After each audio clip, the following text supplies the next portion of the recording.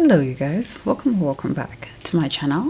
If it's your first time here, you're watching Booked on Charity. In today's video I'll be sharing with you my January TBR, and if you're interested, please stay tuned.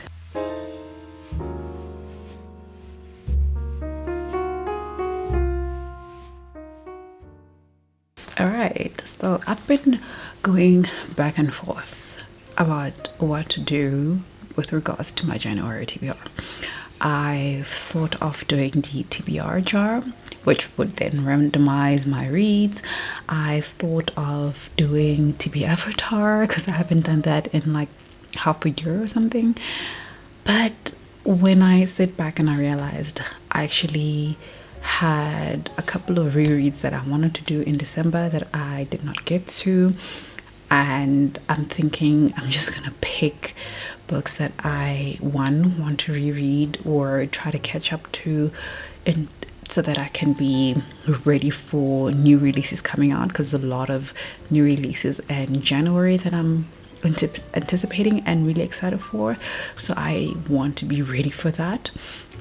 And 3, I've got library books that I borrowed in December and I haven't read a single one, so I want to prioritize that so that I can return it, because I've got now 11 days left to return my library books. So yeah, this is how I've kind of like chosen my books, and I've selected 8 books because I think that might be the number of books that I should be able to read in January. We are going back to work soon. I've got less than a week left of my leave, so yeah, sad that this holiday is coming to an end. But anyway, let's get into the video. So first of all, I've got a middle grade because from all the books that I've got next to me, I've got a bunch of fantasies and I want something like easy, nice to like break that up, and I thought a middle grade would be a great option for that. So I've chosen Nevermore, and this is by Jessica Townsend. This is book 1 in the Nevermore series, and this one is called The Trials of Morgan Crow. Heard amazing things about this middle grade series.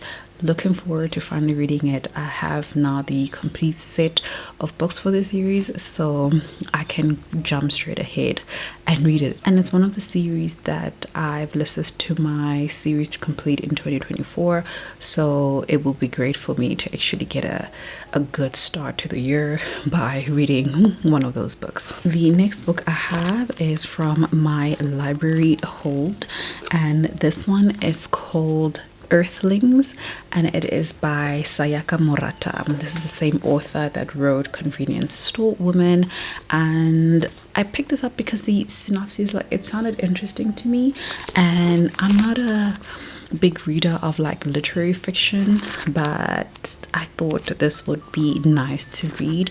It's also a pretty short one. It is 247 pages long, so if I buckle down and sit with this book, I should be able to like read and finish it, which is what I want to try to do for the rest of this week. So yeah, this is the second book that I'm adding to my TBR. And then we've got a historical romance which people really enjoyed.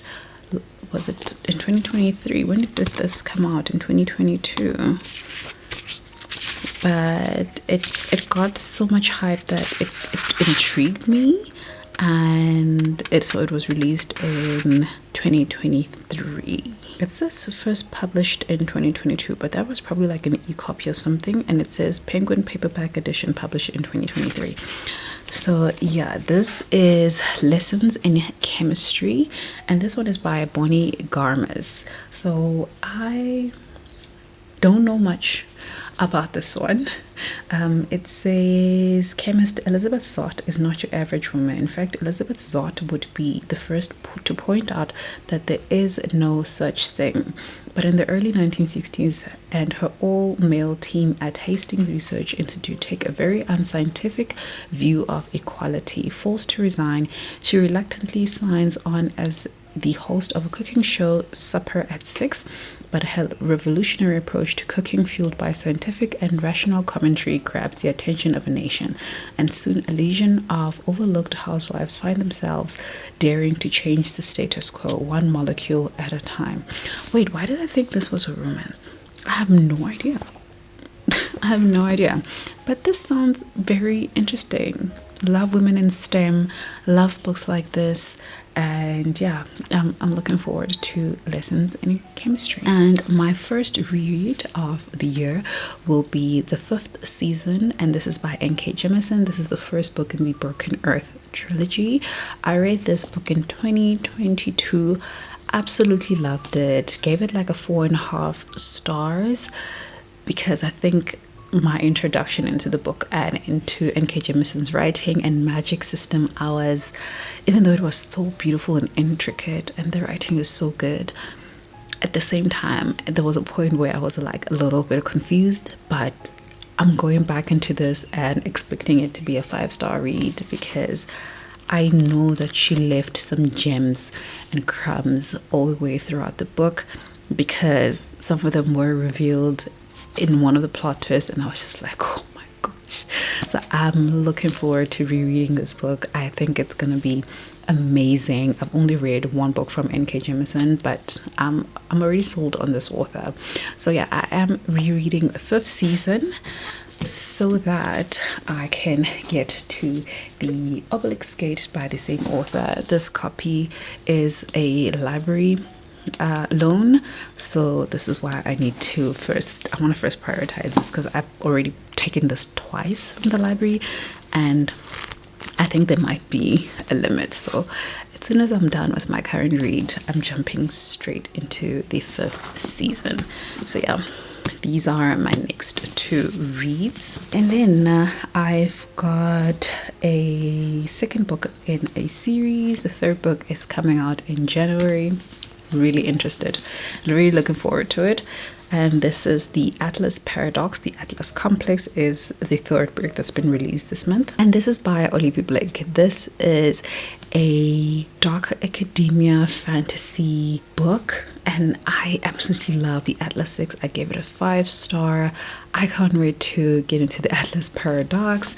I keep saying the same thing. Before I start on this one, I'm just gonna go back and read the last chapter or 2 of the Atlas 6 just to refresh my mind with the plot twist, with the cliffhanger, so that I'll be fresh and ready for the Atlas Paradox, and just to refamiliarize myself with the character names, because I've forgotten them. And yeah, so I'm looking forward to finally getting to the Atlas Paradox. And then for my rereads, because one of my favorite series is getting a 3rd book release on the 30th of January, and I'm absolutely excited. And even though the series is still relatively fresh on my mind, I still want to go back to that story. I still want to go back to how excited I was when I read it, and I'm just so looking forward to it. And that is House of Earth and Blood, which is book 1 in the Crescent City series, aka this book was called Crescent City for a very long time because people couldn't figure out whether House of Earth and Blood was the series name or Crescent, but yeah, whatever.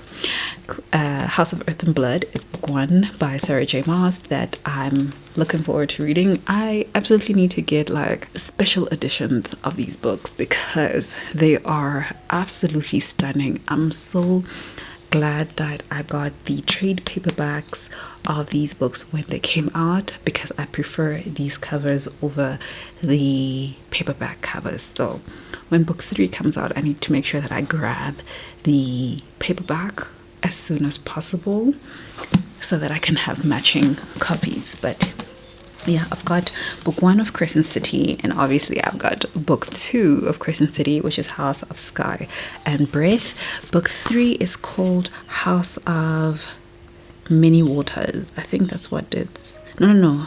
It's House of Flame and Shadow. Is that what it's called? Yeah, so we're jumping straight into House of Flame and Shadow. So how I know is In the book, they actually mention the different houses. Bryce is part of the House of Earth and Blood, and then Hunt, Althala, is part of the House of Sky and Breath. So we have met some characters from House of Many Waters, but I guess we're not getting that book yet.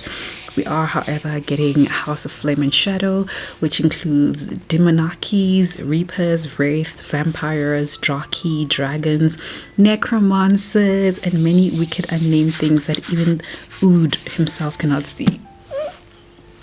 I'm so freaking excited. I'm so freaking excited to reread the story. I had the best time. I mean, I gave both of them 5 stars, and the cliffhanger in book 2 had me screaming. It had me screaming and freaking out, and I can't wait. I cannot wait to see where Sarah J. Maas take the story. She's definitely one of my favorite fantasy authors, and authors just in general. Like, I've loved every single thing that I've read from her, and I just can't wait. I just can't wait. So yeah, so that's the last book on my TBR. Let me know down below what you guys are planning on reading in January.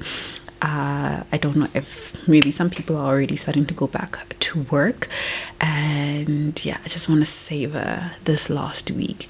Try to read as much as I can, because I did not read in December. I thought I would have so much books read. I did not.